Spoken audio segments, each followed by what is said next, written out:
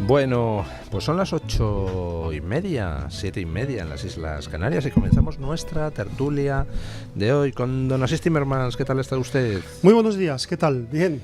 Bien. A pesar de los pesares, de las obras del alcalde. Bien. Don Javier Martínez Fresneda, ¿qué tal está usted? Muy bien, don Luis, encantado de estar aquí. Muy buenos días. Bueno, encantados nosotros de que se incorpore a esta mesa de tertulia. ¿Qué les gusta más comentar a mis dos tertulianos de hoy? ¿La corrupción del PSOE?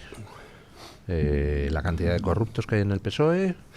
¿El PSOE como sinónimo de corrupción? ¿Por dónde quieren que empecemos? Valga la redundancia. Sí, es verdad, perdón. La corrupción del PSOE es una redundancia absoluta. Vale, por dar el toque así cultureta, para empezar, luego ya bajamos. Decía Paul Johnson en tiempos modernos en el que trataba muy de pasada la Guerra Civil Española, que tenía la impresión de que la Guerra Civil Española en realidad era consecuencia de una guerra interna dentro del PSOE, es decir, de un conflicto interno dentro del PSOE.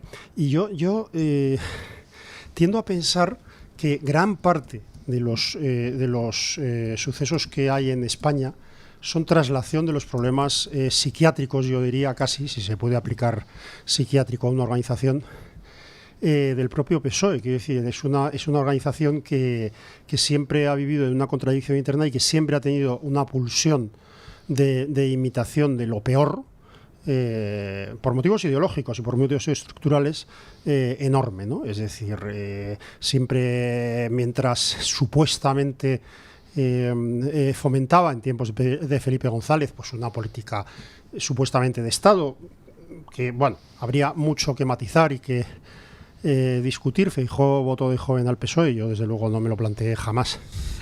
Tampoco yo. Pero mientras hacía eso, sin embargo, cultivaba un radicalismo en sus propias bases, en sus propias juventudes y en sus propias bases, y eso yo lo conozco de primeras. Con lo cual, el PSOE se incorporaba o impulsaba la permanencia en la OTAN y a la vez sus bases cultivaban un discurso muy radical. ¿Por qué? Porque el socialismo es una suerte de religión. Esa es una de las primeras aportaciones, de las aportaciones más tempranas que hizo Ayn Rand. Yo sabía que no soy muy randista, pero esto es así. Y entonces, ¿qué le da eso? Es decir, esa especie de religión socialista le da una justificación para todo, lo que yo llamo un complejo de hiperlegitimidad en el PSOE. ¿Y qué pasa? Que se convierte en una organización que todo lo que hace, aunque haga una cosa y la contraria, lo hace por el bien común, y puede hacer lo que sea, incluso cuando roba, y está robando, está saqueando, es un saqueo brutal. Tiene ese aura de que mejor que lo hagamos nosotros, mejor que estemos nosotros, porque cualquier cosa que hagamos nosotros es infinitamente mejor, incluso robar, que si gobernar a la derecha, que es el mal absoluto, ¿no? Y entonces esto es una situación que para mí es dramática, porque efectivamente en este momento que haya 10 personas elegidas aleatoriamente en un ámbito determinado y de esas 10 personas 5 voten a un partido que está liderado en este momento por un señor que es lo que es aparentemente gracias a las saunas es decir, a los prostíbulos de su suegro, que ha vivido en al menos 2 casas, yo creo que 3, porque en 2 pisos que ha ocupado, y en la casa de Almería, de Mojácar, quiero recordar, no recuerdo si está en Mojácar o en Vera, ha sido pagado por dinero de prostitución y de violación de niños, ha accedido al poder acompañado por una banda de delincuentes. No se equivoquen, no son personas que se han corrompido, son personas elegidas por ser corruptas, porque son las que podían proporcionarle el poder, y que a su vez se ha ido creando una estructura en la cual, para ser ministro del PSOE con carácter general, lo que tenías es que estar pillado o que tener intereses inconfesables que te permitían o que te impulsaban a tolerar cualquier cosa que hiciera el líder máximo. Léase Margarita Robles, léase Marlaska, etcétera, etcétera, ¿no? Entonces es una tragedia porque es una estructura que no es, no es azarosa, no es que en un momento determinado, ¿no?, como en esas novelas de ciencia ficción que usted tanto conoce, de El Mulo, ¿no?, en las novelas de la Fundación de Asimov, no es una mutación por la cual se haya creado un líder como Sánchez, sin escrúpulos. No, es una consecuencia estructural de una hiperlegitimidad en el cual el partido político, la Iglesia socialista, hace lo que sea. Entonces esto quiere decir que se puede examinar las noticias que vemos hoy sobre Leire, bueno, hoy y todos los días, sobre Leire Díaz y su trama de corrupción, que se puede... que un secretario general, imagínense, en cualquier país occidental, un secretario general que ya él mismo está bajo una sospecha grande de corrupción, elige a un secretario general que está en la cárcel elige a un secretario de organización, que es a todos los efectos el número 2 del PSOE, que está en la cárcel por corrupción, por pagar prostitución con dinero público, por tratos que habrá que ver con Venezuela, etcétera. Elige un segundo secretario general en sustitución de que es ya conocido por ser el capo de una organización de extracción de dinero público en el norte de España que se extiende a toda Europa.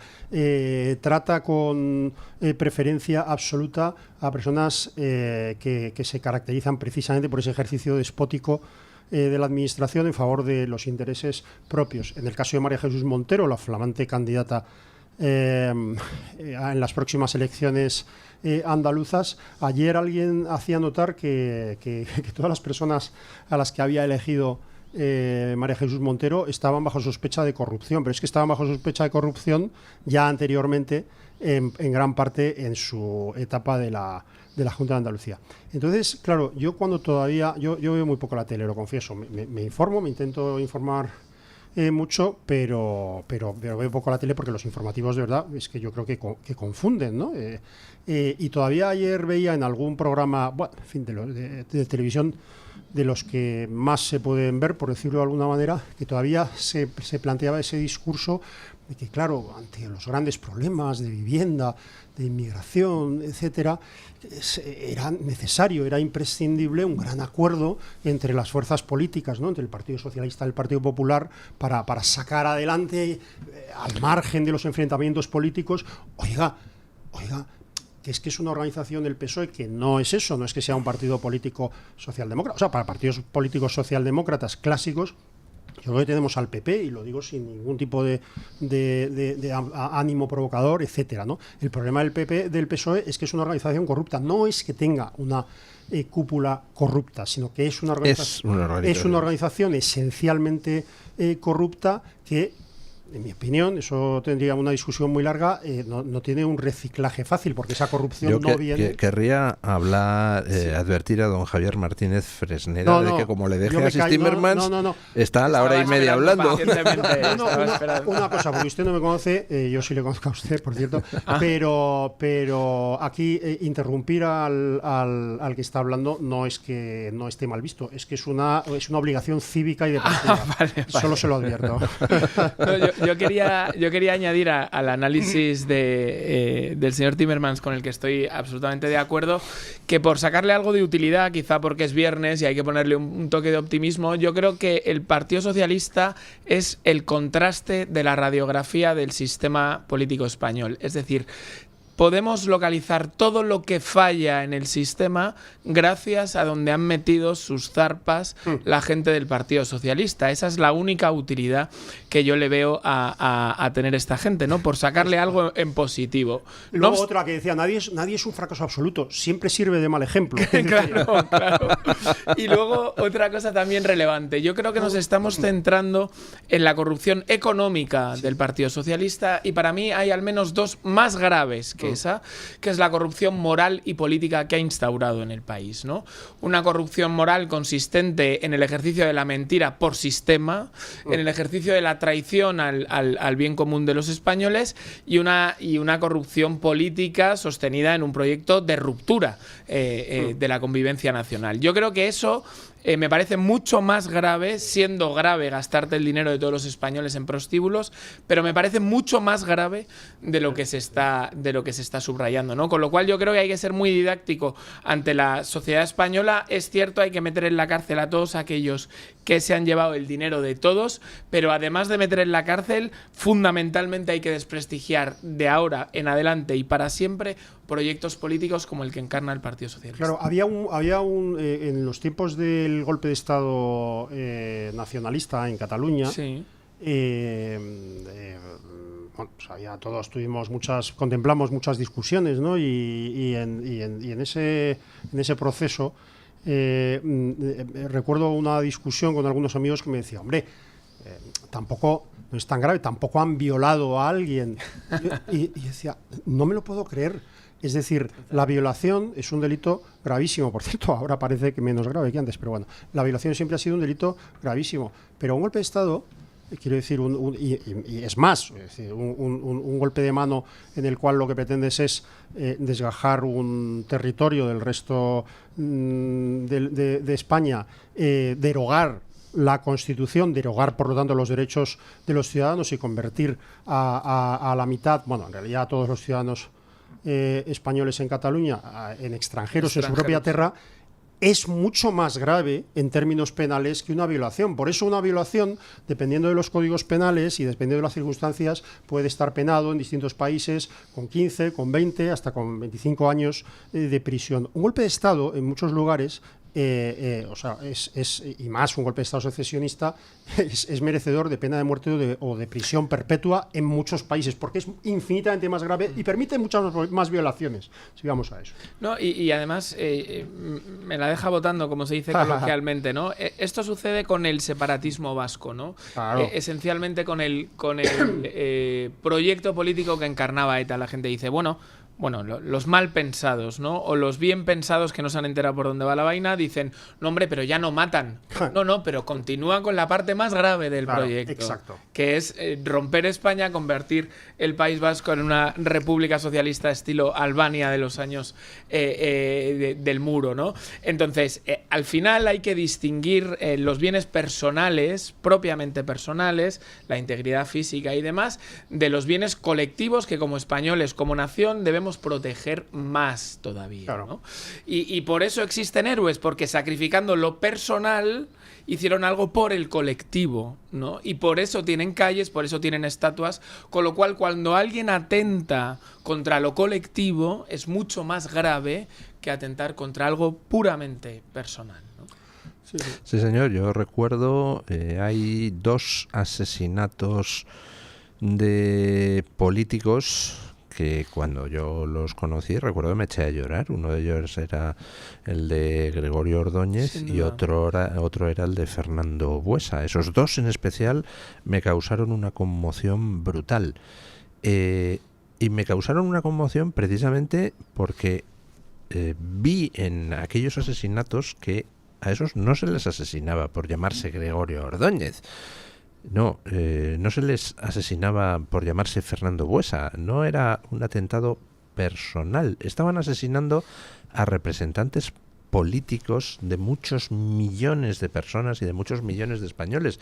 Es decir, con ellos 2 fue las primeras veces que yo sentí que me estaban asesinando a mí. Claro.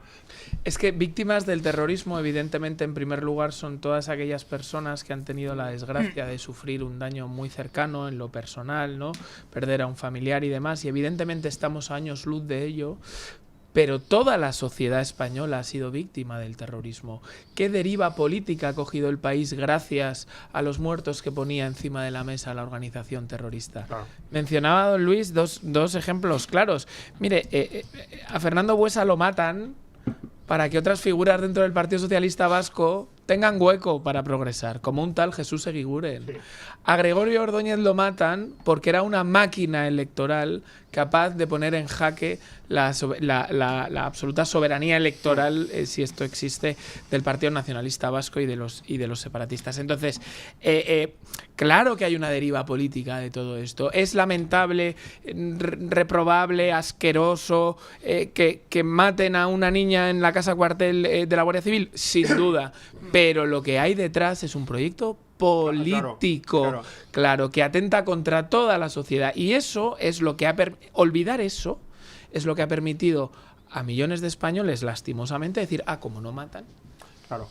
¿No? Aquí no pasa nada. Y además, oiga, no cito otra vez a Thomas de Quincy porque ya lo hago con demasiada frecuencia, ¿no? Pero es aquello del asesinato considerado como una de las bellas artes, ¿no? En que acorto la cita, pero en que es que no somos partidarios del asesinato, porque claro, uno empieza asesinando, luego no respeta la propiedad, pasa a ofender a los demás y al final acaba faltando a los servicios religiosos y diciendo palabras malsonantes. En el caso de Sánchez es algo parecido, hombre, no exactamente igual, porque roban desde el principio, pero es algo parecido, es decir, el poder fundacional de Sánchez se funda en el pacto, primero secreto e inconfesado y luego normalizado y en fin y propagado por la sociedad, en el pacto con asesinos, porque repito, Bildu no será una organización asesina, pero está compuesta de asesinos, porque solo en sus listas electorales, por ejemplo, en las últimas municipales,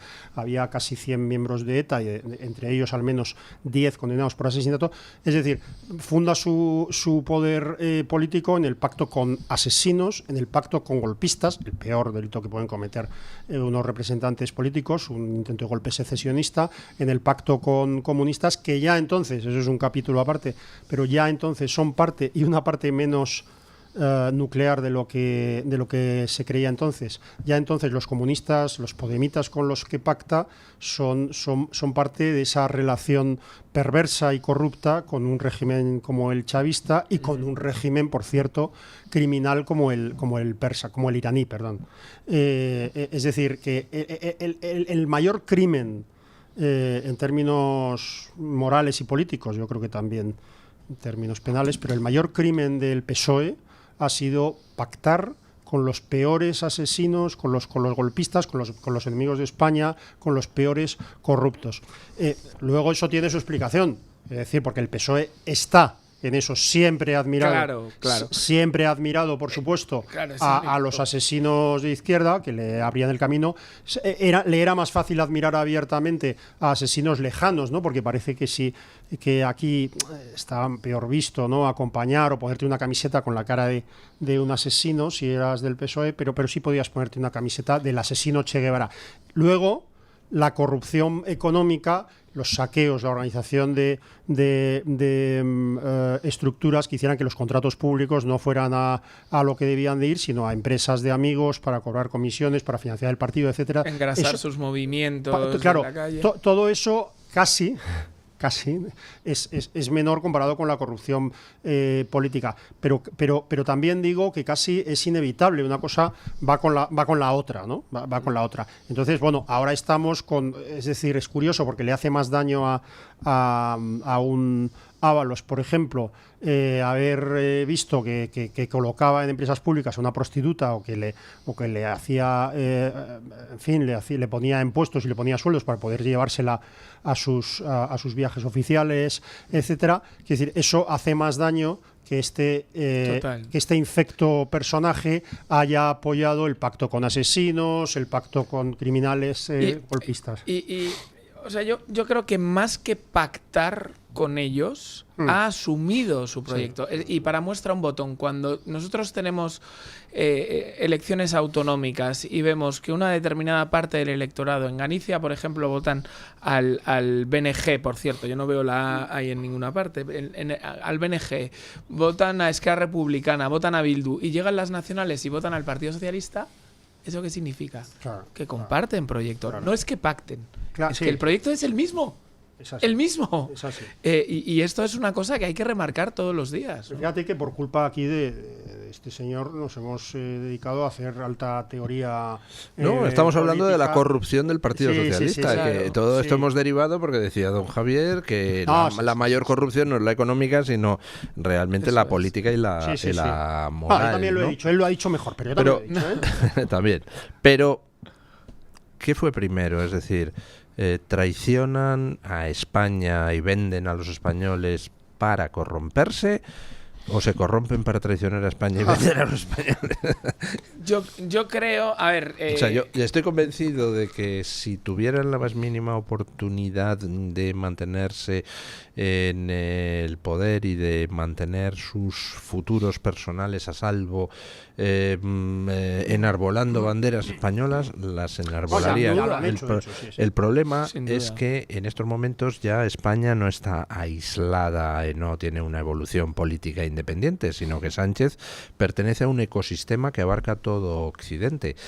Y claro, ¿cómo hacer carrera en ese ecosistema? Si Sánchez resulta que se dedicara a defender, hombre, la soberanía de las naciones y los intereses de los españoles, ¿tendría posibilidad cuando abandone el poder de que alguien le hiciera el favor de darle alguna migajilla de puesto en alguna parte? No, porque el problema es que tenemos una superestructura de mando en Europa que estamos viendo que trabaja contra los intereses de Occidente y que además, por cierto, pues una parte de esa superestructura se dedicaba a cosas como mantener relaciones innobles con el pederasta de Epstein, ¿no? Entonces, ¿podría Sánchez llegar en un momento determinado a defender España lo primero? Pues si estuviéramos aislados del mundo, sería capaz de hacerlo y volverse el más patriota de los patriotas si eso le conviniera electoralmente. Problema que tampoco puede hacer eso porque se debe a la gente que tiene por encima. O sea, la pregunta inicial, ¿qué fue antes, el huevo o la gallina? Yo creo que hay una condición sine qua non para ejecutar el proyecto político y es estar en el poder.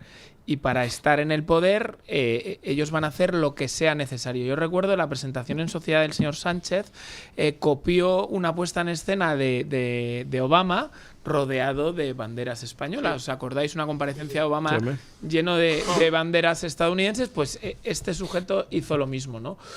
Por eso es importante la pedagogía de lo que se ha llamado el mito del PSOE. Bueno, no existe y no va a existir nunca. Claro. Entonces, ellos se disfrazarán de lo que sea necesario para volver al poder y ejecutar este proyecto político. Un momento, pero no diga esas cosas porque no sabemos si nos está escuchando Feijóo y le va a disgustar usted.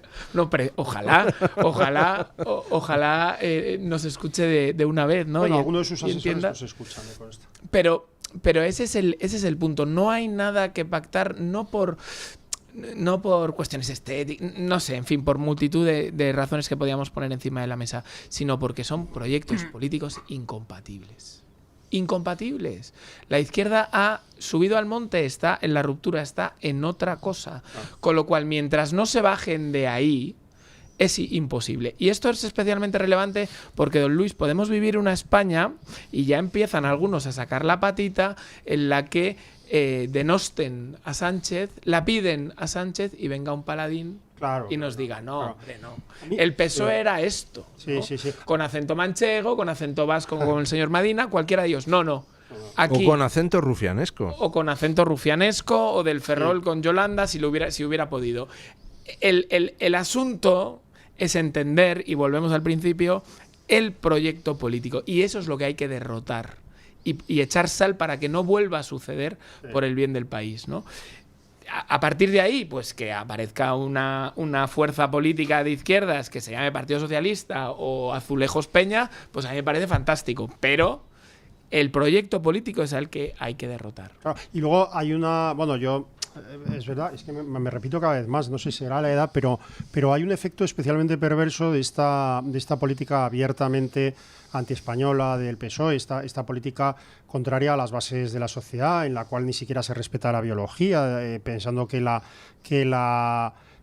el sexo es una condición que se autoatribuye uno, y sin embargo no entiendo muy bien por qué la edad, ¿no? Porque yo, obviamente, yo tengo 32 años, estoy en lo mejor de mi vida, ¿por qué no puedo decidirlo, no? Bueno, pues esta actitud del PSOE tiene un efecto pedagógico perverso en gran parte de la población española. Es decir, nosotros, o sea, yo tengo amigos que han votado y que votan al PSOE, gente por supuesto, normal, y además ni siquiera socioeconómicamente hay una diferencia sustancial en lo que podemos ser cualquiera de nosotros y puede ser un votante, o por lo menos muchos votantes del PSOE. Claro, entonces esa polarización de la sociedad y esa consideración de la izquierda como lo bueno, ¿no? Cuando tú le preguntas a alguien por qué eres de izquierdas, normalmente te responde con un argumento moral o casi automoral, porque yo quiero lo mejor para los débiles. Y claro, dice, uy, qué casualidad, yo por eso no soy de izquierda, soy anticomunista. Quiero decir, pero el efecto es perverso, porque al final hay personas que acaban sencillamente pensando o que no puede ser verdad que el Partido Socialista es una organización esencialmente corrupta, pese a que los hechos lo demuestran, o que no puede ser verdad, o que no es tan grave, o que todos son iguales, ¿no? Cuando yo iba mucho al Eso país, es muy relevante. Claro. Eso, o sea, si Para mí lo peor. O sea, yo cumplo ahora este año 40 años y vamos a decir que no mi despertar político, pero... Insultante. Pero entiéndame lo que les voy a decir. El movimiento 15M a mí me pilló todavía, ¿no? En tiempos jóvenes y demás, y ahí te das cuenta cómo funciona el ciclo histórico para esta gente, ¿no? Cuando ellos están en la oposición, el problema es el gobierno, es la ideología. Cuando ellos asaltan el gobierno y su proyecto político se cae como un castillo de naipes, los resultados dramáticos de sus políticas desquiciadas están en cada esquina del país, es que no nos representan. Es que todos son iguales. Es que para robar, que robe el mío. No perdona. Claro. Esto va de que hay recetas que salvan y recetas que empobrecen. Y tú sigues promocionando una receta averiada. Y de nuevo, pedagogía, cuando esto suceda, cuando Dios quiera que muy pronto haya un cambio de gobierno en España, no podemos volver a dejar que como la mala hierba crezca esta teoría y algunas almas bien pensantes en España la compren de que, bueno, no, es que todos son iguales, no nos representan. Claro. Es verdad que hay una estructura política en España que impide la representación personal de los diputados y que da el poder a unas organizaciones y que en realidad lo que elige, a unas organizaciones por supuesto llamadas partidos políticos, y que lo que elige la gente es la empresa que le va a gobernar y no las personas que lo van a hacer. Pero claro, yo recuerdo que, pero este razonamiento iba a que puede haber personas buenas y malas en todas las organizaciones políticas, sí, claro. Pero hay organizaciones políticas esencialmente corruptas y que tienen un proyecto corrupto y perverso, y hay otras que no. Yo iba mucho al País Vasco por motivos familiares, que conoce bien Luis y todos mis amigos. Iba y voy. Y entonces iba, por supuesto, en los peores momentos. O sea, lo he contado alguna vez, pero a mi hijo mayor, Íñigo, le bautizamos a no muchos kilómetros. Y en el momento en que todavía estaba agonizando Miguel Ángel Blanco. Es un asesinato que vivimos casi en directo, incluyendo movilizaciones, etcétera. Entonces, claro, que en esos tiempos en los cuales unos ponían la pistola y otros la nuca, que organizaciones terribles, como la peor organización para mí que hay en el País Vasco, que es el Partido Nacionalista Vasco, mucho peor que ETA, ¿no? Porque yo prefiero casi un asesino que una persona que se beneficia conscientemente e incentiva la impunidad de los asesinos, ¿no? Que en esos momentos ahí, gente de bien, le habían insuflado el mensaje de que, bueno, si no estás de acuerdo con nosotros, por lo menos te convencemos de que todos somos iguales. Y digo, no es igual el que se arriesga su vida por ser libre que el que utiliza el terrorismo para consolidar y aumentar su poder y su fortuna, ¿no?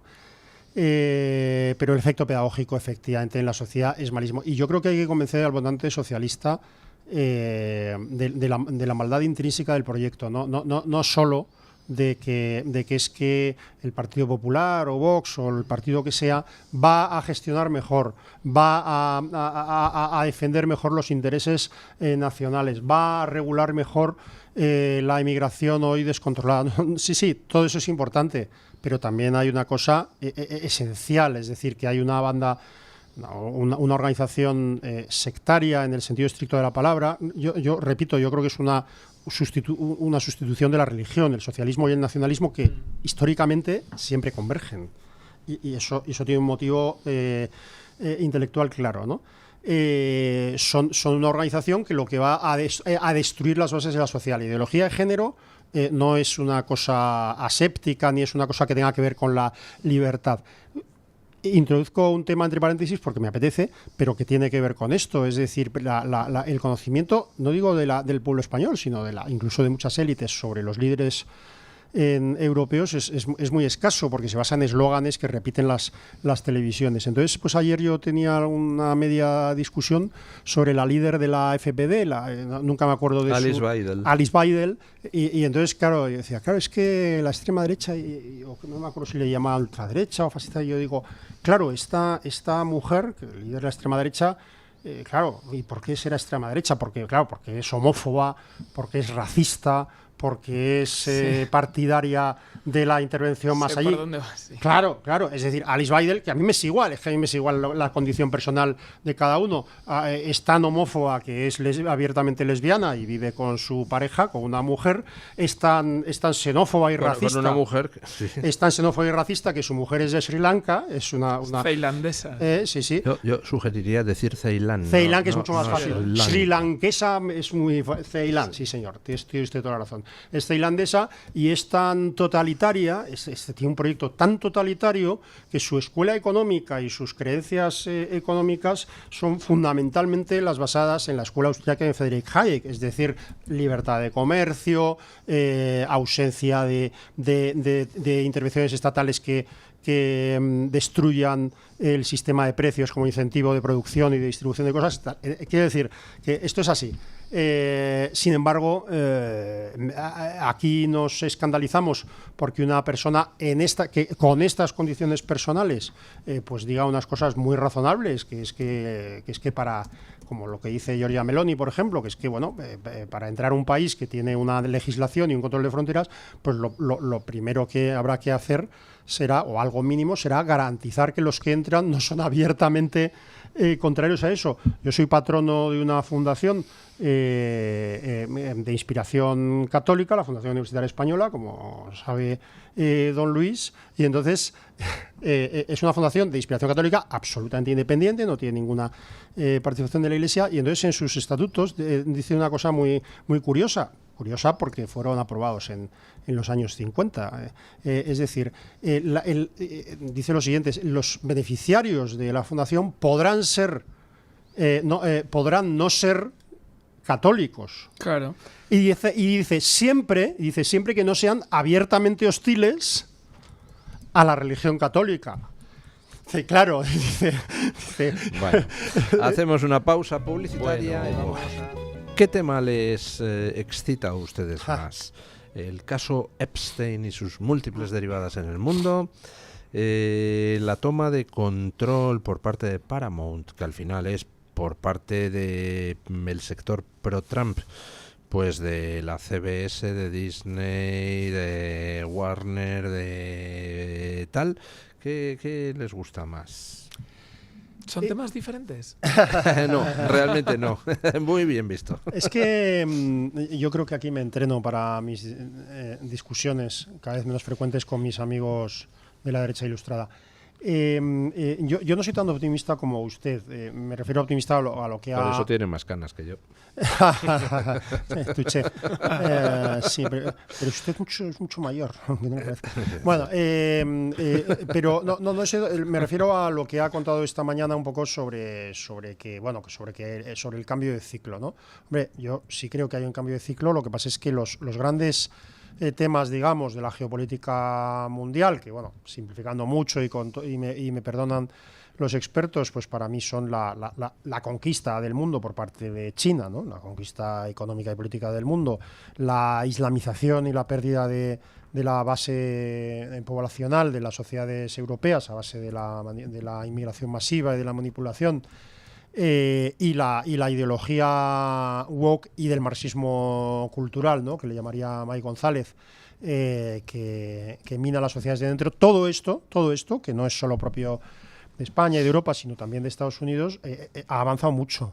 Ha avanzado muchísimo. Quiero decir, la presencia y el control y el poder chino y por supuesto, el soborno y la compra de dirigentes políticos, incluidos españoles, y a Zapatero me remito, es muy grande y también es muy grande en Estados Unidos.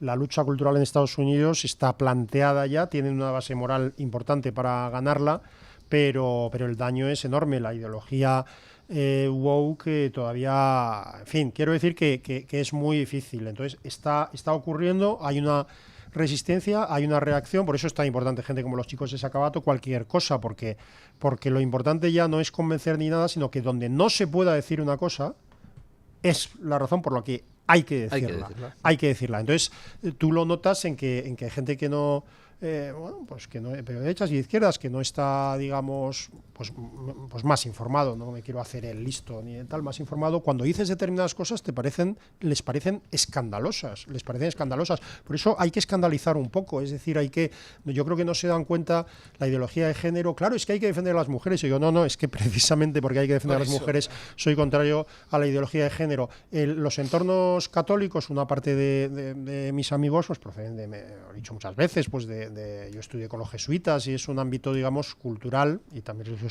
católico en parte, muy abierto, por eso es católico. Les tienes que dar en donde más le duela.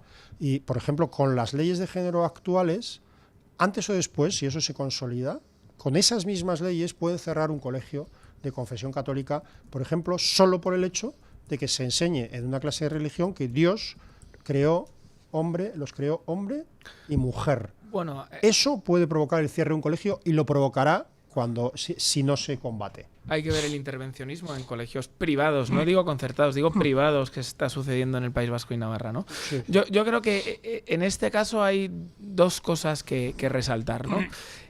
Como dice la canción Aquí no hay playa, en una de sus estrofas, ¿no? La movida promovida por el ayuntamiento, sí. Bueno, es que todos estos chiringuitos estaban regados con dinero público, no han salido como setas espontáneamente, no, esto está regado.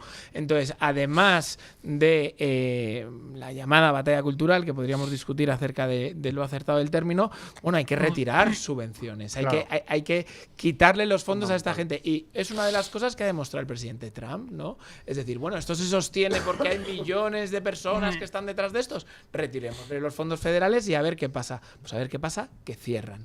Y en segundo lugar, también hay que reconocer lo bien que lo han hecho durante los últimos años. Para llegar a esta situación de absoluta hegemonía, volvemos a decir, cultural, que ahora, gracias a Dios, se está cambiando, pero que han disfrutado durante las últimas décadas, es que llevaban sembrando poco a poco durante mucho tiempo, ¿no? Y no hay más que ver series norteamericanas de los años 80 y 90. Uno repasa, a mí me encantaba Friends, por ejemplo, repasa capítulos antiguos de Friends y ya ves determinadas cosas que dices, vaya, cómo enseñan la patita, ¿no? Hay que entender cómo ellos han conseguido tomar el poder político y es a través de estas cosas, ¿no? Claro. En España, el ejemplo más claro, ¿ustedes creen que se hubiera aprobado la ley de eutanasia si la película Mar Adentro? Imposible. Y entonces hay gente que dice, bueno, pero son películas. No. Hizo un daño. No, son planes de marketing. Claro, absolutamente. Yo conozco por motivos personales a muchas personas con minusvalías físicas muy severas. El daño que les hizo una película como Mar Adentro era brutal.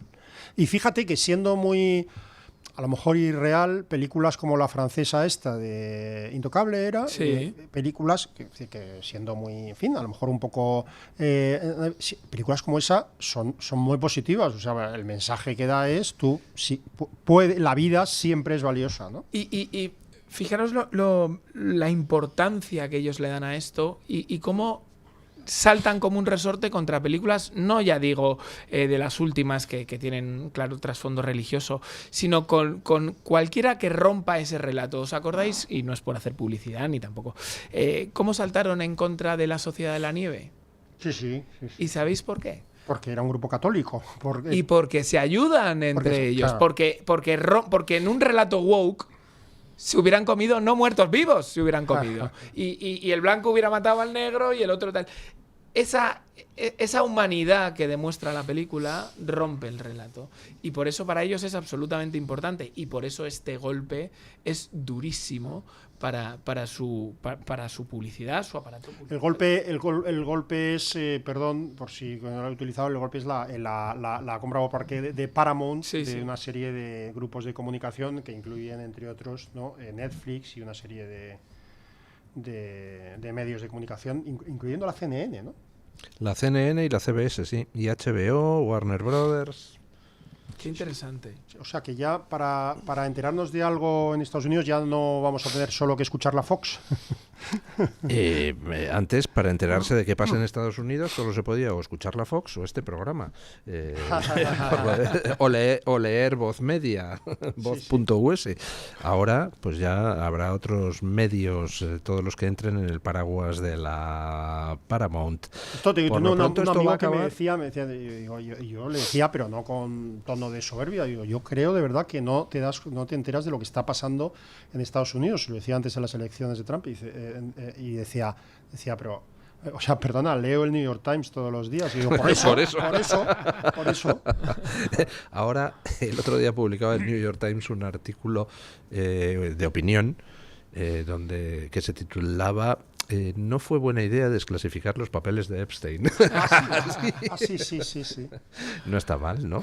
Decían los antiguos griegos que los dioses castigaban a los hombres concediéndoles sus deseos, ¿no? Frase que cita y repite Meryl Streep, el papel de Meryl Streep en Memorias de África, cuando Robert Redford decide quedarse en su casa a dormir.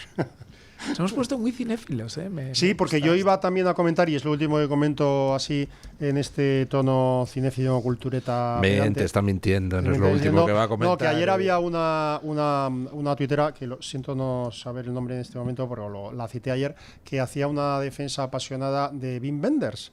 O sea, yo no soy así cinéfilo y no conozco, creo que Wim Wenders tiene desde luego alguna película apreciable, pero no es un cineasta fácil y no le juzgo como cineasta ni nada, ¿no? Pero Wim Wenders tuvo creo que en el Festival de Venecia, pero perdonen, o si fue en Cannes, fue presidente del jurado y entonces en su discurso, cosa que hace poco, dijo yo creo, señores, que el cine es lo que es y que cuando con el cine quieres hacer política, no haces cine, sino que haces política.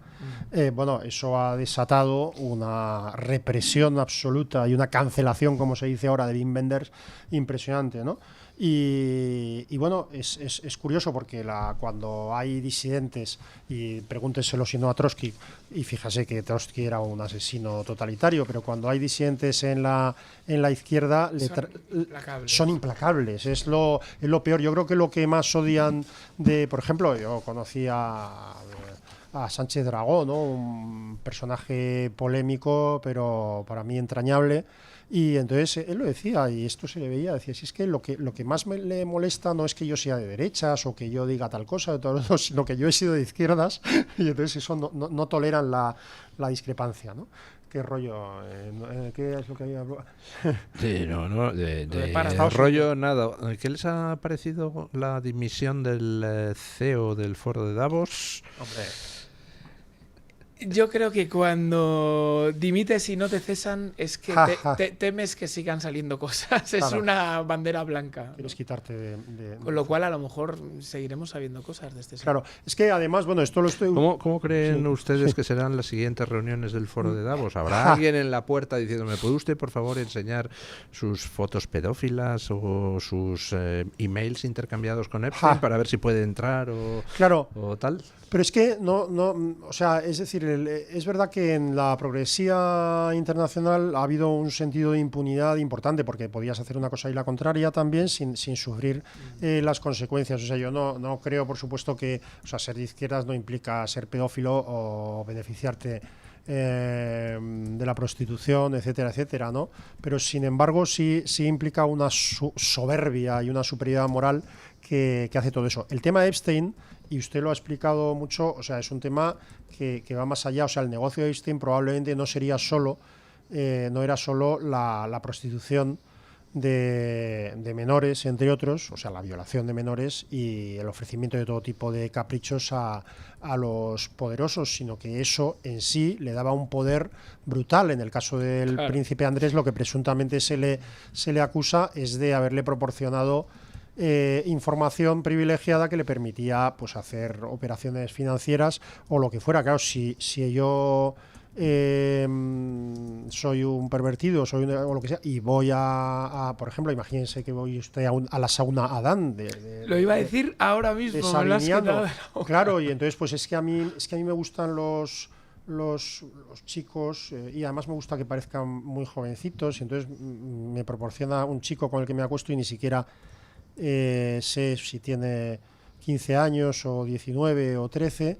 En todo caso, yo no sé cuánto me ha costado esto, si es que he pagado algo, pero soy rehén desde ese momento y para siempre, claro, de Sabiniano o de su hija o de su yerno o de quien pueda tener ese material. Pero yo creo que el caso Epstein no es el único, pero que condensa muchos de los males que hemos vivido en las últimas décadas, ¿no?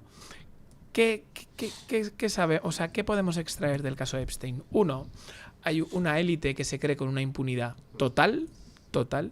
Una élite que se caracteriza por decirnos a toda la humanidad lo que tenemos que hacer y lo malos que somos.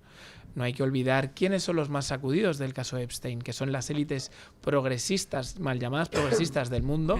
Fijémonos cómo está el Partido Laborista en el Reino Unido, el Partido Demócrata, los Clinton, Mette Marit, en fin, todo este ola progre, ¿no? Y una vida personal profundamente desordenada, ¿no? Es decir, yo que tengo arranques liberalistones, hay veces que trato de... Algún defecto tenía que tener usted. Bueno, muchos. Bueno, yo tengo arranques conservatistones. perdón. Pero hay veces que trato de separar el legado público de personal. Pero claro, es muy difícil ponerte el sombrero por la noche de un pervertido y un impresentable y un violador y a la mañana siguiente ser una buena persona, ¿no? Y esto es lo que eran, ¿no? Y esto es lo que son. Bueno, lo que pretendían ser, porque es verdad que luego en tu acción pública normalmente promueves aquello que te justifica a ti mismo, ¿no? Lo que pasa es que lo vistes de bien público, etcétera. No lo sé, y es curioso porque cada vez es más difícil ignorar la información que sale, es decir, las políticas concretas, por ejemplo, de Donald Trump en control migratorio se borran con que aquí los españoles estén muy preocupados porque, joder, se ha vuelto loco Donald Trump con el ICE y está matando gente y tal, lo que sea. Es decir, el nivel de superficialidad es enorme porque se puede examinar lo que ha pasado en el ICE o qué efectos ha tenido, por cierto, la negativa de las fuerzas de los políticos, perdón, de las autoridades de Minnesota a colaborar con la Guardia Fronteriza, porque precisamente la intervención directa del ICE tiene lugar porque, en contra de lo que pasa en todo el país, salvo en varios estados,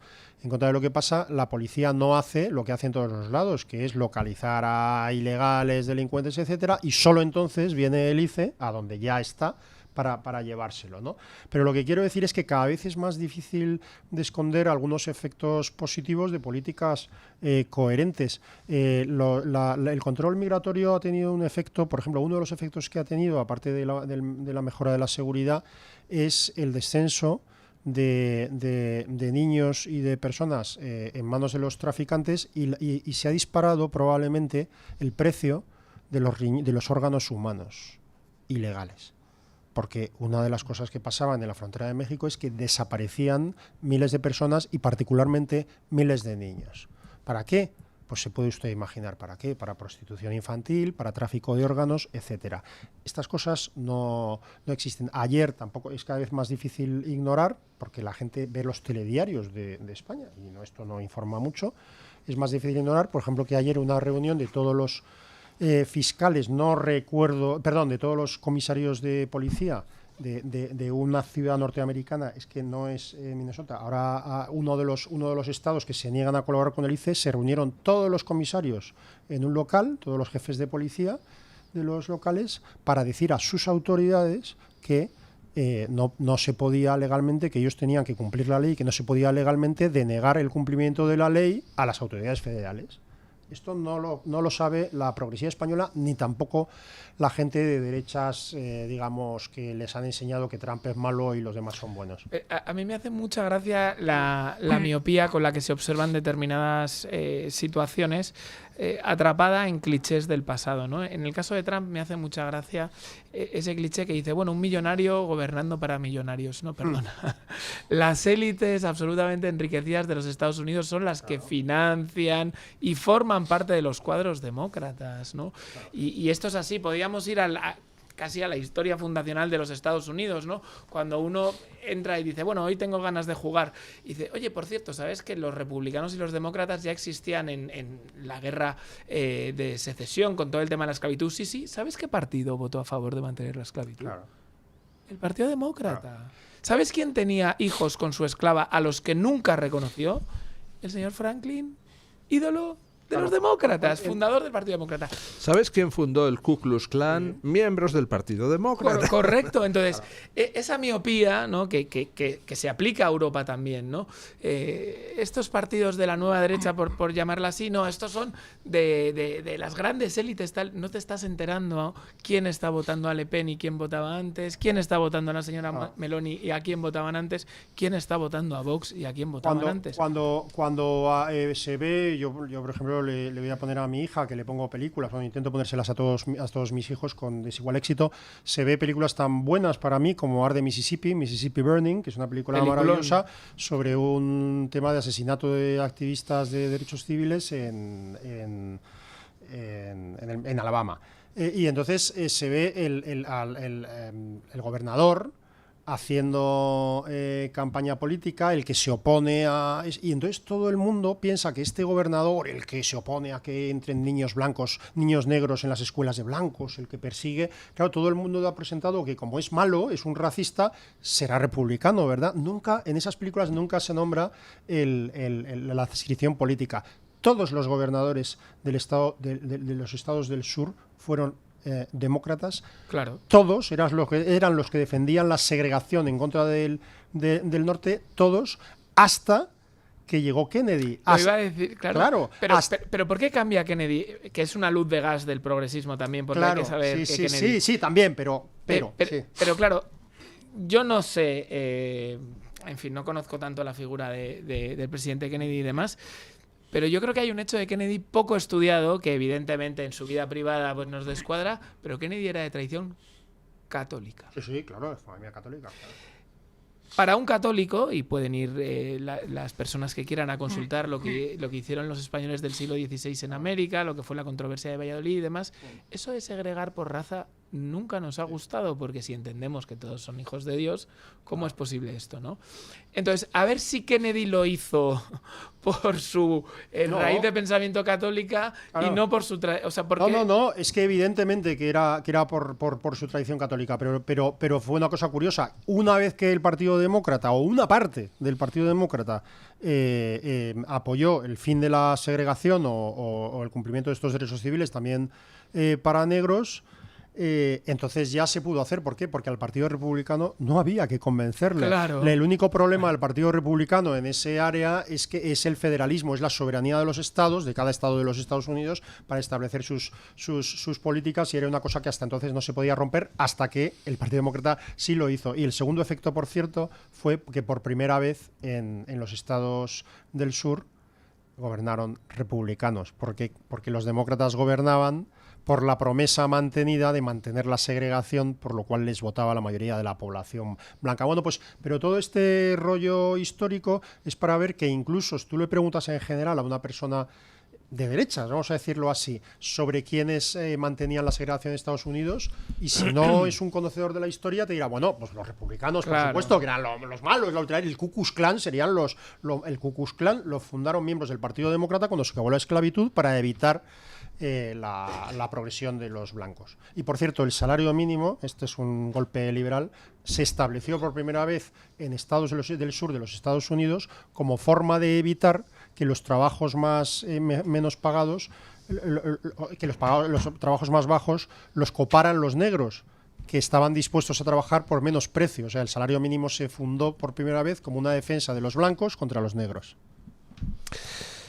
Bueno, doña Carmen Carbonell, ¿qué nos dice nuestra audiencia? Bueno, yo Luis, les preguntamos a propósito del rey Juan Carlos I, a propósito de ese regreso, si debería volver a España o no. Le voy a dar, como se suele decir en los medios de comunicación, una pista, un cebo de lo que voy a decir. Hay una conexión directa entre Cristiano Ronaldo y Juan Carlos I. Ahí lo dejo. Ahora le cuento. La pregunta que lanzábamos era, ¿cree usted que Juan Carlos I debe volver a España? Y dábamos 4 opciones. Sí, no lo sé. Y la que no me gusta nada, que es la de no me importa, porque yo siempre digo que les tienen que importar las cosas. Sí. Como no se pueden hacer matices, yo diría que sí. Matices porque creo que nunca debería haberse ido, quiero decir. Hombre, pero vivimos en un país donde Cherokee se pasea por la calle y Junqueras también, no puede venir el rey Juan Carlos. Pero que nunca debería haberse ido. Sí. Pues el 71% de los encuestados dice que sí, que efectivamente que debería volver a España. La segunda opción más votada, con un 23%, está la de no me importa. A los que les digo, si han votado, ya les importa un poco.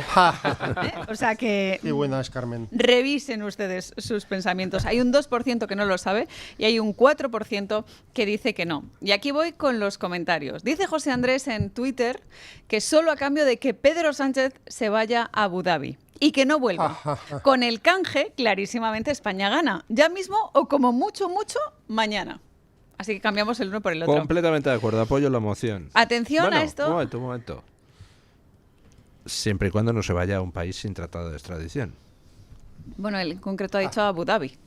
No sé cómo está la cosa allí. Bueno, vino de garrafón. Alguien que se hace llamar en sí en Twitter dice, vamos con ese símil que me ha hecho mucha gracia y que lo compara ya directamente con Cristiano Ronaldo. Dice, Juan Carlos I es como esas estrellas de fútbol que no saben retirarse en la cima y terminan jugando en Arabia o en China. ¿Es Juan Carlos I nuestro Cristiano Ronaldo? Pues habrá que verlo. Francisco Simal dice en Twitter, el rey Juan Carlos no debería haberse ido. Todos en nuestra vida tenemos luces y sombras. Fue el mejor embajador que tuvimos. Su hijo, por presiones de los de siempre, accedió a desterrarlo. Gran error. Juan Carlos es historia de España. Que lo estudien los historiadores. Voy con las publicaciones de YouTube. Don Luis, María Jesús Medina González dice, nunca debió ser expulsado de su país. Julio Vinuesa, 8954, dice que Juan Carlos de Borbón nació en Roma, pero Suiza y Portugal también pertenecen a su infancia y juventud. No sé qué nos quiere decir. Si quiere que el Imperio Español abarcaba buena parte del globo. Vale, que no sabía si quería mandarlo a Lisboa a vivir, a Estoril de nuevo. Pero gran parte de lo que vive es Italia. A Roma solo la saqueamos un poquito y con toda justificación. Porque no quisimos. Claro, a ver, porque podemos ser un poco mandones, pero católicos al fin y al cabo. Y termino, don Luis, con un comentario del chat de YouTube que es de Ann Guful, que dice, no solo estoy de acuerdo con que el rey Juan Carlos vuelva a España, a su país, sino que estoy mucho más a favor de que los que no les parezca bien se larguen de aquí porque es grasa que nos sobra. Muchísimas gracias, doña Carmen Carbonell.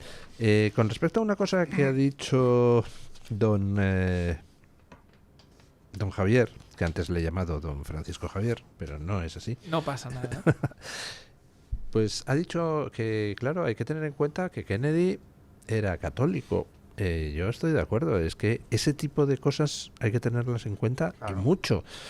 Si España tuvo una historia colonial pues infinitamente más humana, más generadora que otras potencias, es por el catolicismo, no por otras cosas. Claro que sí. Si en Alemania uno se va al mapa de dónde ganó Hitler más votos en las elecciones de 1933, es que es un mapa perfecto para ver la división entre el sur católico y el norte protestante. En el norte protestante Hitler sacó muchísimo más apoyo que en el sur católico, donde en muchísimos lugares venció el partido de derecha católica que en ese momento había, ¿no? Dos detalles que me gusta mucho recordar. El primero, ¿saben cuál fue? Para que vean un poco la cosmovisión de los españoles de entonces, ¿no? El principal problema protocolario que se encontró el emperador Carlos V al llegar a España. Él exigió que le llamasen majestad. Y los españoles le dijeron, señor, que es como se llamaba aquí a los reyes, majestad solo es Dios. Ya le ponían un parche, ¿no? Segunda cuestión, cuando uno viaja sobre todo al mundo anglosajón hay grandes fechas que conmemoran, hay monumentos y demás a la abolición de la esclavitud y uno se pregunta, ¿y dónde está ese monumento en España? Queridos amigos, en España, aunque lamentablemente hubo esclavitud, jamás fue legal. Jamás. Gracias al testamento de Isabel la Católica, precisamente por su alma católica, porque no se entendía, como ya lucharon los cristianos en el Imperio Romano, que un ser humano pudiera ser propietario de otro ser humano. De hecho, si uno se va a ver cómo era, por ejemplo, la esclavitud en Cuba, donde hubo esclavitud, pero que no tenía nada que ver con la anglosajona, ¿no? El esclavo era más parecido a un siervo, que por supuesto podía casarse con quien le diera la gana, le pagaba un dinero al tío para el que trabajaba y se iba y dejaba. Había negros que tenían esclavos negros, o sea, porque el cristianismo y más en particular el catolicismo nunca consideró que un esclavitud que tiene orígenes muy antiguos e incluso entre comillas humanitarios, en el sentido de que en vez de pasar a cuchillo a un señor le convertías en esclavo, pero el catolicismo, el cristianismo siempre consideró que los esclavos eran igual de seres humanos e iguales por tanto ante Dios que todos. Por eso en la Roma previa a Constantino, los que se estaban convirtiendo, los que se convertían en masa eran las mujeres y los esclavos. De hecho, Constantino no se bautizó hasta poco antes de morir, y quien era cristiana era su madre y su esposa. Santa Elena, sí. Claro. Bueno, como ven ustedes, aquí hablamos de todo. Pero toca, por desgracia, acabar el programa. Muchísimas gracias, don Javier. Muchísimas gracias, don Asís. Gracias, ponemos punto final. Gracias a doña Carmen, aunque ya ha salido del estudio, por traernos la opinión de los oyentes. Y ponemos punto final a la tertulia con don Paco Linares, que nos viene a recordar un hecho histórico, pues en fin, un poco desconocido. Napoleón perdió la batalla de Waterloo por culpa de las almorranas. Buenos días, don Paco. Abrazos, mi querido amigo don Luis del Pino. Gracias. Ya se acabó de momento hablar de la desclasificación de documentos del 23F. Me intriga saber, ¿cuál será la siguiente maniobra de Sánchez para distraernos de lo que hoy está pasando en España?